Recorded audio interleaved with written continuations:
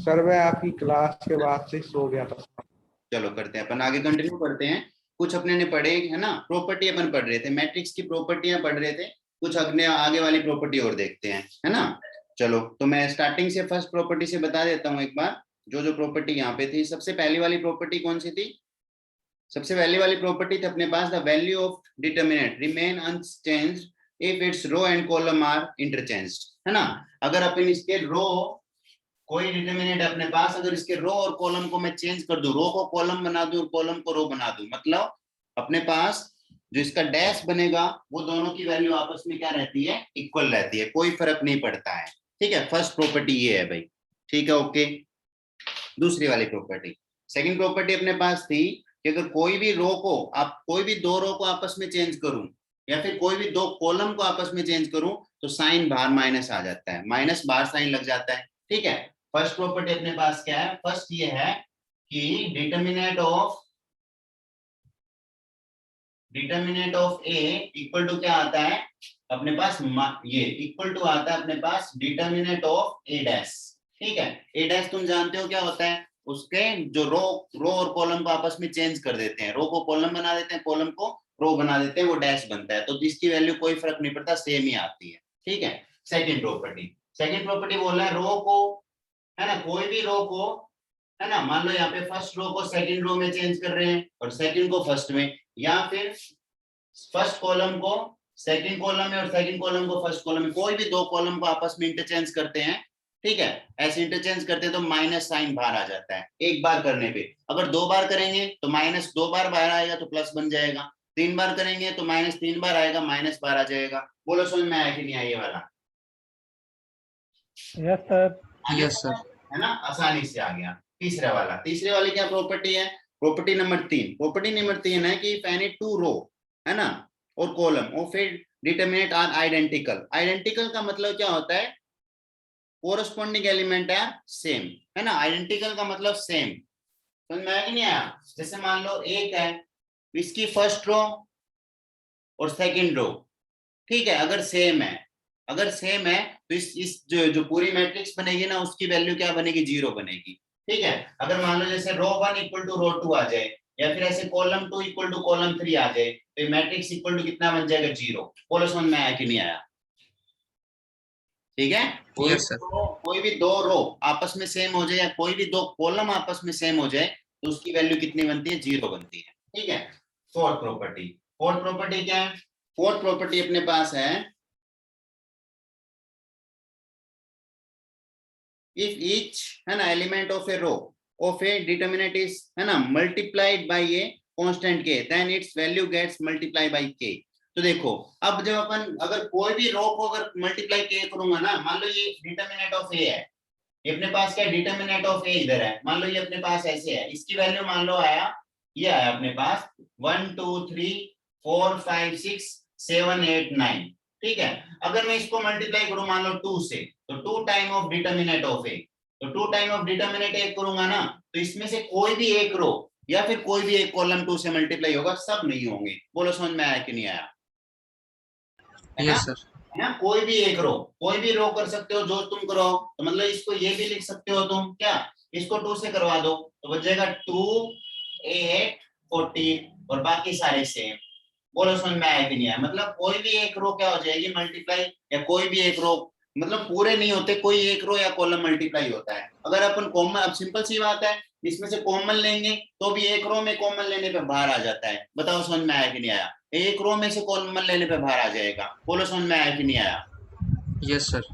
है ना, Yes, ये sir. बात ध्यान रखनी है अभी तुमको। ठीक है, ये बात क्या रखनी है? ध्यान रखनी है। कॉमन अगर अपन, जब जैसे मैट्रिक्स में क्या होता था, अगर अपन मल्टीप्लाई करते तो सबके साथ होता था, अगर अपन डिवाइड करते थे सबके साथ होता था, अगर अपन कॉमन लेते थे सबके साथ होता था। इसमें ऐसा नहीं होता है, इसके अंदर मल्टीप्लाई करेंगे तो एक ही रो के साथ करना पड़ेगा। अगर कॉमन ले रहा है तो एक ही कॉलम में से आएगा ना, वो पूरा इसमें आ जाएगा बाहर। ठीक है, कॉमन आ जाएगा। ये वाली बात, ये वाला इंपॉर्टेंट चीज है भाई, इसका अपन बहुत जगह यूज करेंगे। ठीक है, बहुत जगह यूज करेंगे। मुझे एक बात बताओ तुम लोग, है ना, अब जैसे ये वाली प्रॉपर्टी है, प्रॉपर्टी नंबर 3, ठीक है, ये प्रॉपर्टी नंबर 3 है, इसको ध्यान रखना, अब शायद यूज आएगा इसका आगे, है ना। देखना अगली वाली प्रॉपर्टी क्या है, प्रॉपर्टी नंबर 4 आ गई, प्रॉपर्टी नंबर 5। देखो 5 प्रॉपर्टी क्या है, बोल रहा है कि इफ सम, है ना, और ऑल एलिमेंट ऑफ रो और column of a determinant are expressed as a sum of two terms, है ना, दो टर्म के अंदर अगर अपन हम लिखें तो उसको अलग अलग लिख सकते हैं। कैसे? जैसे देखो उसने लिख रखा है अपने पास, बोले कोई भी रो या कोई भी कॉलम को अपन क्या करते हैं, दो टर्म के रूप में उसको अपन, दो टर्म के फॉर्म में उसको अपन लिखते हैं। जैसे ये बोल रहा है कि एक अपने पास ऐसे है ए प्लस लेमडा वन, है ना, A one plus lambda one, A two plus lambda two और A three plus lambda three, ऐसे। और ये B one B two B three और ये C1 C2 C3, तो ऐसे है ना। तो अपन क्या कर सकते हैं, इसको अलग अलग दो मैट्रिक्स बना सकते हैं। कैसे? एक में अपन क्या ले लें, A1 A2 A3 ले लेते हैं, एक के अंदर हम lambda one lambda two lambda three ले लेते हैं। तो दो कैसे बन जाएगी, ऐसे बन जाएगा, ये क्या आ जाएगा, ऐसे A1 A2 A3 और नीचे वाले दोनों में से हम B1 B2 B3 और C1 C2 C3, ये आ गया। और प्लस के अंदर अब दूसरा कौन सा आ जाएगा, लेमडा वाला, तो lambda one lambda two lambda three और ये B1 B2 B3 और C1 C2 C3। इसका मतलब क्या होता है, इसका मतलब होता है कोई भी अपन डिटरमिनेंट को जितने चाहे उसके अंदर प्लस करके लिख सकते हैं। क्यों, कैसे लिख सकते हैं, मान लो यहाँ पे 2 है तो 2 को मैं लिख सकता हूँ 2 1 + 1, ठीक है, 1 + 1 कर लूंगा, फिर 1 को आगे और कर लूंगा 1 + 0, ऐसे करते करते कितने में भी लिख सकता हूँ। बोलो भी समझ में आएगा यहाँ से? तो ये वाला अपने बात एक यस सर। यहाँ से एक बात समझ में आई कि अगर ये दोनों सेम है, अगर कोई भी दो रो या दो कॉलम सेम है तो दोनों ये है ना, इसका ये वाला इसके इक्वल, इसके इक्वल ये इसके है, तो सिंपल सी बात है दोनों डायरेक्ट ऐड होकर ये बन जाएगा। ये इंपॉर्टेंट है, बहुत मोस्ट इंपॉर्टेंट प्रॉपर्टी इसकी है और इसमें कंफ्यूजन बहुत होता है भाई, बहुत कंफ्यूजन होता है इसके अंदर। ध्यान से देख लो इसके अंदर कैसे लिखा है। पहले वाले के अंदर क्या लिखा है, पहले वाले के अंदर अपने पास दोनों का, है ना, दोनों का ये A1 lambda one A2 lambda two A3 plus lambda three ऐसे है, नीचे वाला सेम है। तो उसने बोला कि इसको दो मैट्रिक्स की फॉर्म में लिख सकते हैं, एक में क्या आ जाए, ये आ जाए, ये आ जाए, ये आ जाए। अभी हो सकता है एक के अंदर अब A1 आ जाए, लेमडा वन लेमडा टू आ जाए, लेमडा थ्री आ जाए, और दूसरे के अंदर लेमडा वन आ जाए, A2 आ जाए, कुछ भी आ सकता है। बस ये सिंपल सी बात है, दो अलग अलग में लिख देंगे। बोलो समझ में आया कि नहीं आया? Yes sir. ये प्रॉपर्टी नंबर 5 है। पांचों प्रॉपर्टी एकदम तुमको क्लियर होनी चाहिए, क्या प्रॉपर्टी है और कौन से नंबर की प्रॉपर्टी है, ये भी पता होना चाहिए कौन से नंबर की प्रॉपर्टी है। समझ में आया ना? ये बहुत इंपॉर्टेंट चीज है भाई। ठीक है, नेक्स्ट देखो प्रॉपर्टी नंबर 6 क्या बोल रहा है। प्रॉपर्टी नंबर 6 अपने को बोल रहा है कि if to each element of any row और कॉलम ऑफ ए डिटरमिनेंट, ठीक है, the equimultiple of corresponding element of other row are added then the value of element remain the same. ठीक है, तो बोला है वापस से सेम ही रहता है। कैसे? उसने क्या बोला है, देखो ये जैसे ऊपर वाली प्रॉपर्टी है ना, वैसे ये वाली प्रॉपर्टी है। कैसे? मान लो अपने पास ये कोई डिटरमिनेंट दिया हुआ है, ये क्या दिया अपने को, ऐसे दिया हुआ है A1 A2 A3, ठीक है, और ये B1 B2 B3, ठीक है, और C1 C2 C3, ये अपने पास डिटरमिनेंट दिया हुआ है। ठीक है भाई, अब उसने क्या बोला, उसने अपने को बोला अगर मैं एक काम करूं, इसका कोई भी अब मैं रो ले लूं, इसकी कोई रो या कोई कॉलम ले लूं, ठीक है, ओके वो ले लूंगा मैं, उसको मैं इंटरचेंज करवा दूं, कोई दूसरी रो को कोई भी कांस्टेंट से मल्टीप्लाई करके ऐड करा दूं या माइनस करा दूं, तो वैल्यू सेम रहती है। बोलो समझ में आया कि नहीं आया? Yes sir. ऐसे जैसे मान लो मैंने ये वाली ले ली, ठीक है, ये वाला मैंने ले लिया, ठीक है भी, ओके। अब मैं क्या काम करता हूं, इसके अंदर ऐड करा देता हूं k टाइम ऑफ दिस या k टाइम ऑफ दिस या p time of this 2 time of this. बोलो समझ में आया कि नहीं आया? तो ये अब मैं करवा सकता हूं। देखो दोबारा सुनो, बोला है कि इफ है ना, to each element of any row और कॉलम, भी रो बोला है तो कॉलम आएगा, है ना, एक रो के सारे एलिमेंट या एक कॉलम के सारे एलिमेंट, ठीक है, और फिर डिटरमिनेंट द इक्वी मल्टीपल का मतलब सेम नंबर से multiply of corresponding element of other row, है ना, corresponding element of other row. Simple सी बात है, ये वाला एलिमेंट तो दूसरी का k टाइम ऑफ B1, ये वाला एलिमेंट तो दूसरी प्लस के अंदर k टाइम ऑफ B2, तो ये वाला तो प्लस के अंदर k टाइम ऑफ B3, या फिर ये वाले का k टाइम ऑफ ये कर दो, चाहिए कर दो, लेकिन कोरस्पॉन्डिंग एलिमेंट होने चाहिए। ठीक है, element of other row are added then the value of determinant, है ना, रिमेन द सेम। तब वैल्यू क्या रहती है, सेम रहती है। कैसे? देखो अब मैंने क्या किया, ये वैल्यू सेम रहेगी कब, अब देखो कुछ भी कर सकता हूँ मैं इसके अंदर ना, कौन सी भी रो के अंदर कौन सी भी ऐड कर सकता हूँ, लेकिन कोई कांस्टेंट के से मल्टीप्लाई करके मैं क्या काम करता हूँ, फर्स्ट वाले में ऐड कर देता हूँ। कैसे?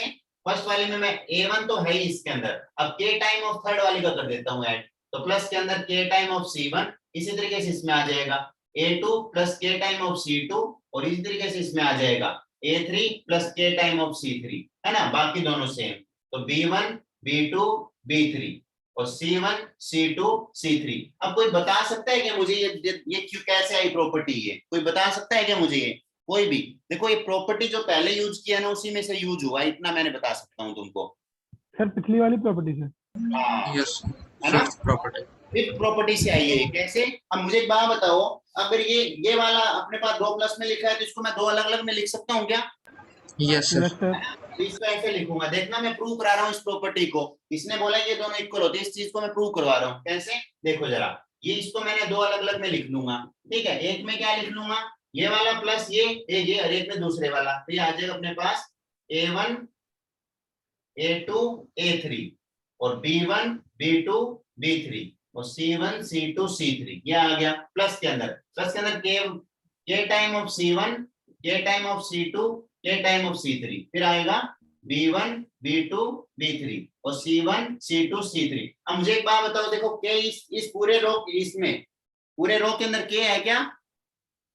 Yes yes sir. Sir. Common ले सकते हो क्या मैं? यस सर, ले यस सकते सर। हैं। तो ये कॉमन ले लिया, तो ये आ गया कॉमन, तो ये आ गया बाहर, के आ गया। अब देखो इसके अंदर ये वाली और ये वाली आइडेंटिकल नहीं है क्या? यस सर, जीरो हो जाएगा, इसकी आइडेंटिकल वैल्यू हो पूरी अपने आप नहीं। 0, ये पूरा ही खत्म हो गया, तो ये वाला इसके इक्वल। Yes sir. समझ में आया कि नहीं आया? Yes sir. सर आया कि नहीं सर आया? कोई भी कॉमन सर हाँ, सर डिटरमिनेंट या मोड में कोई भी नंबर कॉमन बनता है तो सर वो सीधा मोड मतलब एक ही रो नहीं, से बनता है। मोड नहीं है, नहीं सर, मतलब मैट्रिक्स बोल रहा हूँ सर। डिटरमिनेंट। डिटरमिनेंट। हाँ हाँ, डिटरमिनेंट और डिटरमिनेंट में जब मैट्रिक्स। अपन कॉमन लेते हैं तो कोई एक रो या कोई एक कॉलम में से कॉमन, पूरे में से कॉमन नहीं आता है, जैसे मैट्रिक्स में आता है वैसा नहीं आता है। मैट्रिक्स में तो मल्टीप्लाई होते तो सबके साथ मल्टीप्लाई होता है ना। डिटरमिनेंट में अगर मतलब के से मल्टीप्लाई करूंगा तो कोई एक रो या कोई एक कॉलम से मल्टीप्लाई कर सकते हैं, सबसे नहीं कर सकते। अगर मैं सबसे करना है, मान लो इससे भी करना है, इससे भी करना है, इससे भी करना है, तो मुझे के क्यूब का मल्टीप्लाई करना पड़ेगा। के इससे होगा, फिर के इससे होगा, फिर के इससे होगा। बोलो समझ में आया कि नहीं आया? यस सर, समझ में आ गया। है ना, एक ही से होता है, एक रो या एक कॉलम से मल्टीप्लाई होता है। देखो इसमें करवा दिया ना मैंने, फिफ्थ प्रॉपर्टी इसके अंदर लगाई मैंने, तो फिफ्थ प्रॉपर्टी लगाई तो ये सिंपल सी बात है, 2 के ऐड में लिख सकता हूँ, है ना। तो 2 के ऐड में मैंने लिख दिया, एक में ये वाले लिख दिया, एक में ये वाले लिख दिए। अब ये वाला देखो, अब इसमें से के मैंने कॉमन लिया, तो देखो ये फर्स्ट वाली रो और ये थर्ड वाली रो दोनों आइडेंटिकल आ गई। और अपने ये प्रॉपर्टी पढ़ यस के सर। आए ही है कि दो अगर कोई भी रो कोई भी कॉलम अगर आइडेंटिकल होते हैं तो वैल्यू 0 हो जाती है, तो ये 0 बन गया, तो ये वाला इसके इक्वल आया कि नहीं आया? Yes sir. इक्वल आ गया, है ना। ऐसे समझ में आ गया होगा। ये अपने पास 6 प्रॉपर्टी, ये 6 प्रॉपर्टी तुम्हारे बहुत अच्छे से ध्यान में होनी चाहिए। अगर 6 प्रॉपर्टी ध्यान में होगी तो अब कुछ भी करने की इसमें जरूरत नहीं है बाद में, है ना, बिल्कुल आराम से तुम लोग कर सकते हो। ठीक है, तो मैं दोबारा रिवाइज कर रहा हूँ, देखो भाई कौन कौन सी प्रॉपर्टी है। ठीक है, दोबारा रिवाइज कर रहा हूँ, एक बार 2 मिनट लगेंगे, फटाफट रिवाइज कर दूंगा मैं, है ना। फर्स्ट प्रॉपर्टी कौन सी है, एक एक जना बता दो मुझे, है ना। तुम 5-6 लोग, 3 लोग तुम हो, 2 है ना, तो 5-6 लोग हैं अपन। तो देखो फर्स्ट प्रॉपर्टी क्या है, याद करो। फर्स्ट प्रॉपर्टी अपने माइंड में बिठाने की कोशिश करो। फर्स्ट प्रॉपर्टी वो थी, कौन सी थी फर्स्ट प्रॉपर्टी बताओ? सर कि अगर रो और कॉलम किसी को भी इंटरचेंज कर दे तो सर फिर वैल्यू सेम ही रहती है। हाँ, रो और कॉलम को अगर मैं सारे आपस में चेंज कर दूं, रो को कॉलम बना दूं, कॉलम को रो बना दूं, मतलब डैश, है ना, डैश वाला कर दूं मैं, तो वैल्यू क्या यस। रहती है, सेम रहती है ना। जैसे अपने पास ये आ गया A1 A11 A12 A13, है ना, और B1, ये पूरा ही लिख लेता हूँ, ठीक है। तो ये अपने पास आ गया, मान लो A11 A12 A13 और A21 A22 A23 और ये A31 A32 और A31। तो ये वाली रो को बना दो कॉलम, मतलब ये आ जाए A11 A12 A13, है ना, इसको बना दो यहाँ पे ये A21 A22 A23, ठीक है। इसको बना दो यहाँ पे, ये थर्ड रो को थर्ड कॉलम बना दो A31 A32 A33, तो ये वाली दोनों आपस में इक्वल होती है। बोलो समझ में आया कि नहीं आया? फर्स्ट प्रॉपर्टी ये है, यस सर। है ना। रो को कॉलम बना दिया, कॉलम को रो बना दिया, तो वैल्यू में कोई फर्क नहीं पड़ता है। इसको बोलते हैं फर्स्ट प्रॉपर्टी, ठीक है। सेकंड प्रॉपर्टी क्या बोल रहा है कि अगर मैं कोई भी दो रो को या कोई भी दो कॉलम को आपस में इंटरचेंज कर दूंगा तो एक माइनस बाहर आता है। कैसे?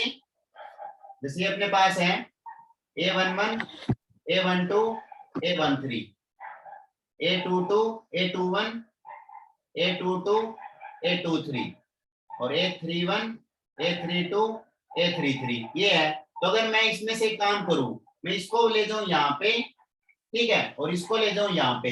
एक बार मैंने किया, एक बार इस कॉलम को मैंने, जैसे कॉलम का कराते हैं, अब इसका भी करवा सकते हैं, इन दोनों का भी करवा सकते हैं, इन दोनों जैसे तुम चाहो वैसे, ठीक है। तो माइनस आ जाएगा बाहर और ये क्या बन जाएगा, ये वाला इधर, मतलब A12, A22, A32, ठीक है। और ये वहां पे A11, A21, A31 और ये आ जाएगा A13 और A23 और A33। बोलो समझ में आया कि नहीं आया? एक बार माइनस आ जाता है जो अपन एक कॉलम को, दो कॉलम को आपस में रिप्लेस करते हैं या दो रो को आपस में रिप्लेस करते हैं। बोलो Yes, समझ में आया कि नहीं आया? यस है ना। ये अपनी सेकंड। Yes, बाकी sir. लोग बताओ भाई समझ में आया कि नहीं आया? Yes sir. ठीक है। अब मान लो मैंने इन दोनों को एक बार और कर दूंगा, तो एक बार और कर दूंगा तो एक माइनस हो रहेगा, तो तो प्लस। अपने आप प्लस बन जाएगा। ठीक है, कोई दिक्कत नहीं है, Yes, sir. समझिए इस बात को तुम। थर्ड प्रॉपर्टी कौन सी है भाई? कौन सी है बताओ? Third sir property. कि सर कोई भी अगर दो रो या फिर दो कॉलम इक्वल है तो पूरी डिटरमिनेंट की वैल्यू 0 हो जाती है। हाँ, है ना। अगर दो रो या दो कॉलम आइडेंटिकल है तो उनकी वैल्यू क्या बनती है? 0 बनती है ना। मतलब ऐसे आइडेंटिकल हो, अच्छा मुझे एक बात बताओ, आइडेंटिकल हो या फिर उनका रेशियो सेम हो जाए तो भी तो 0 बनेगा। क्यों? रेशियो सेम होगा तो एक में कॉमन ले लेंगे तो वो इक्वल आ जाएगा। Yes sir. बोल रहा हूँ मैं ऐसे, हाँ सर। है ना।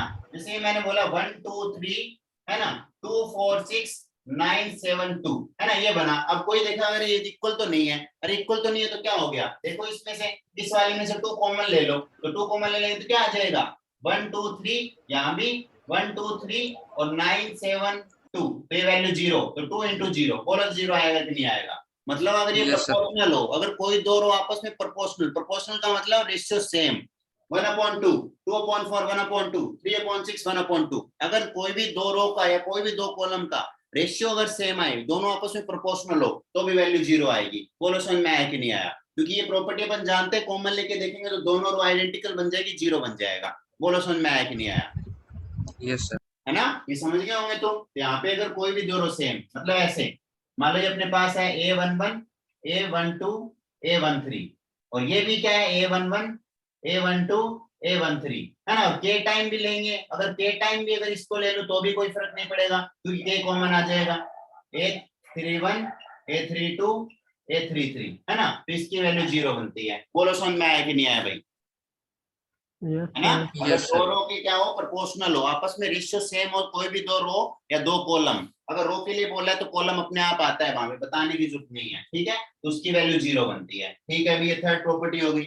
अब फोर्थ प्रॉपर्टी कौन सी है भाई? फोर्थ प्रॉपर्टी नंबर 4 कौन सी है अभिषेक? सर मतलब कि कोई भी रो या फिर कॉलम को किसी कांस्टेंट से मल्टीप्लाई कर दें तो उसका जो पूरा आंसर आएगा डिटरमिनेंट हाँ, का वो वो भी के कैसे टाइम हो किसी जाता कांस्टेंट से है ना। मल्टीप्लाइड आएगा। ऐसे ये मान लो अपने पास एक ये दिया हुआ है, ये अपने पास है के टाइम ऑफ, अगर ये होता है ना, जैसे ये होता है A11, A12, A13 और A21, A22, A23 और A31, A32, A33। तो K से मल्टीप्लाई करने का मतलब कोई एक मल्टीप्लाई होगा, है ना। तो कौन सा ही मल्टीप्लाई करा दो, चाहे एक रो करवा दो चाहे एक कॉलम करवा दो, तो ऐसे कर सकता हूँ। तो ये इक्वल किसके बन जाएगा? मैंने रो से, फर्स्ट कॉलम से करवा देता हूँ। तो K time of A11, K time of A21 और K टाइम ऑफ A31, बस एक ही होगा, बाकी नहीं होंगे। तो बाकी आ जाएगा A12, A13, A22, A23, A32, A33। बोलो समझ में आया कि नहीं आया? है ना, कोई एक ही रो होगा यहाँ पे भी। सिंपल सी बात है, ऐसे कॉमन ले लेंगे, अगर एक रो को K से मल्टीप्लाई कर देते हो डिटरमिनेंट भी K मल्टीपल हो जाता है। बोलो समझ में आया कि नहीं आया? ठीक है, ये यस सर। प्रॉपर्टी नंबर 4 है। ठीक यस है, सर। प्रॉपर्टी नंबर 5 अपने जानते हैं कोई भी एक रो के अंदर दूसरी रो का k से मल्टीप्लाई करके ऐड कर सकते, वो अलग अलग लिख सकते हैं। दो अगर ऐड में हो यस तो सर, उनको अलग अलग लिख सकते हैं ना, ये वाले। यस सर, जैसे अपने पास ये है, यहाँ पे अपने पास है a1 plus k time of b1, या फिर मान लो k time of c, d मान लो k टाइम ऑफ d, और यहाँ पे अपने पास है a2 plus k time of d1 d2, है ना, और प्लस के अंदर a2 plus k time of d3। अगर ऐसे अपने पास हो यहाँ पे b1 b2 b3 c1 c2 c3, तो मैं दोनों को अलग अलग करके, नीचे वाले दो तो सेम, ऊपर वाला अलग अलग, और ये ऐसा हो सकता है कोई रो में भी हो, कॉलम में भी हो, कितने कैसे में भी हो सकता है। तो ये अपने पास ऐसे बन जाएगा, कैसे, a1 a2 a3 b1 b2 b3 c1 c2 c3, ठीक है, और प्लस के अंदर ऊपर वाला k time of d1 k time of d2 k time of d3, ठीक है, और b1 b2 b3 और c1 c2 c3, ये अपने पास बन जाता है भाई। आगे होगा समझ, है ना, अलग अलग करके लिख सकते हैं। अब 6 प्रॉपर्टी तो याद ही है तुमको, इसका उल्टा करते हैं ना, कोई भी रो या कोई भी कॉलम के अंदर दूसरी रो, उसके अलावा कोई रो को कोई कांस्टेंट k से मल्टीप्लाई करके ऐड करते हैं तो वैल्यू चेंज नहीं होती है, मतलब ऐसे।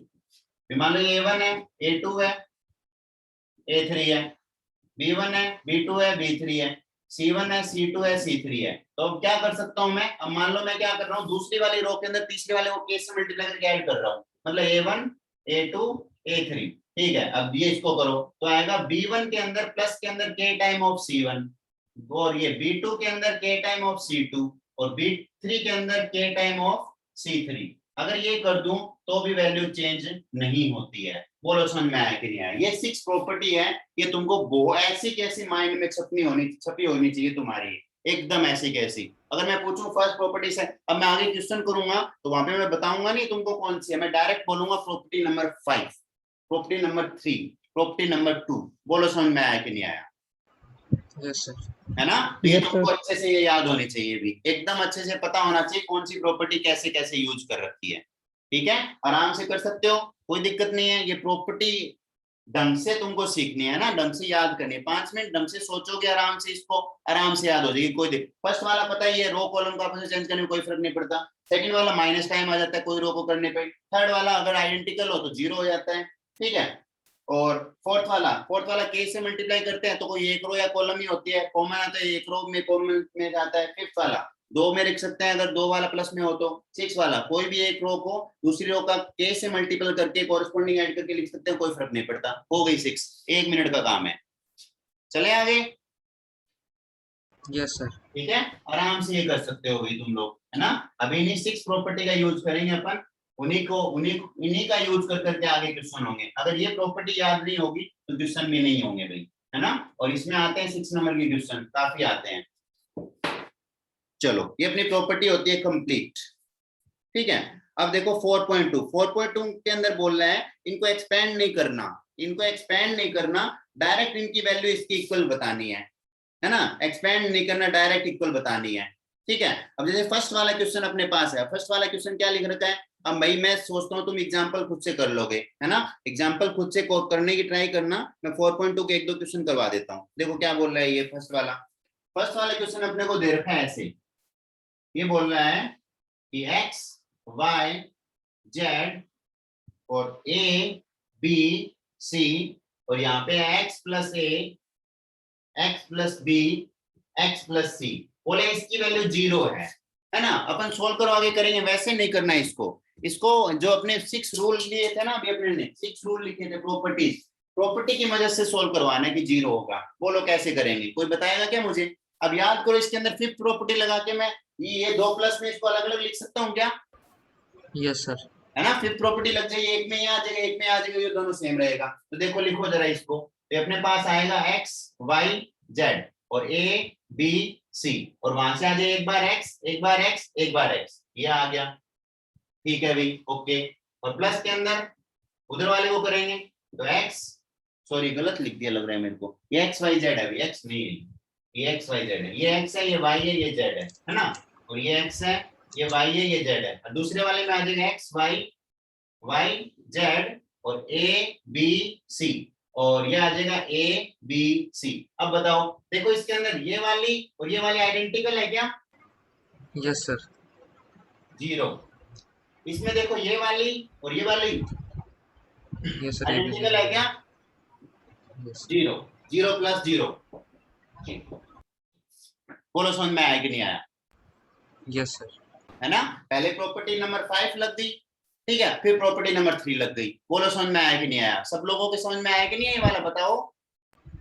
Yes sir. है ना? ऐसे करेंगे भाई, ठीक है, समझ गए होंगे तुम लोग। इतना ही करेंगे आज, है ना? ये वाली प्रॉपर्टी हो गई तुम्हारी। अब 4.2 तक करने की कोशिश करना, क्योंकि आगे फिर क्वेश्चन ज्यादा हो जाएंगे। कल भी अपनी क्लास है, ठीक है? ओके, 4.2। है देखो सर। थर्ड वाला, ये सेकंड वाला क्वेश्चन डिट्टो ऐसे ही होगा। पहले ए अलग हो जाएंगे, बी वाले अलग अलग ले लेंगे, सबके अंदर अलग अलग लेने के बाद बाकी वाले में दोनों सेम बन जाएगी, इक्वल टू में 0 बन जाएगा।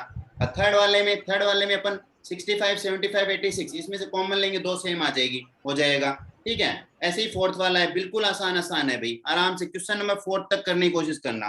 4.2 के क्वेश्चन नंबर 4 तक करने की कोशिश करना, ठीक है? इसके पहले वाले एग्जाम्पल तुम ट्राई करना, 1-2 एग्जाम्पल होंगे भी नहीं क्योंकि उसमें अच्छे एग्जाम्पल है, ठीक है? यहाँ तक ट्राई करना, बाकी अपन करेंगे। ओके, ठीक है? ये प्रॉपर्टी याद कर लेना। प्रॉपर्टी के लिए मैंने क्लास करी है ये वाली, ताकि प्रॉपर्टी तुम्हारे कल अगर मैं करने जाऊं क्वेश्चन तो प्रॉपर्टी अच्छे से याद करके आओ तुम लोग, ठीक है?